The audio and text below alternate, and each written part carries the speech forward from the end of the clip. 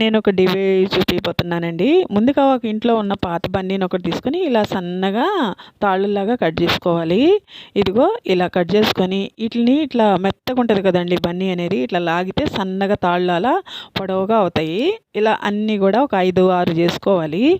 నేనైతే 6 పెట్టుకున్నాను. ఇలా చేసుకొని 2 కర్రలు తీసుకొని ఇలా కర్రలకి ఇలా ముడి వేసుకోవాలి అన్నీ కూడాను. ఇలా ముడి వేసుకున్నాక ఒక ఎక్కడైనా ఒక టేబుల్ లాంటిది తీసుకొని అవి కదలకుండా ఇలా వేసేసుకోవాలి. లేకపోతే గోడకైనా పెట్టుకోవచ్చు. ఇలా అన్ని ముడులు వేసుకుంటూ పోతే ఇలా వస్తుందండి. ఒక చిక్కాంలాగా వస్తుంది చూడండి, ఒక అల్లికలాగా చాలా బాగుంటుంది ఇది. ఇది మా తాత చిన్నప్పుడు నొలక మంచం అల్లేటప్పుడు వేసేవాడు ఇలా. నాకు అది గుర్తొచ్చింది ఇది చేసేటప్పుడు.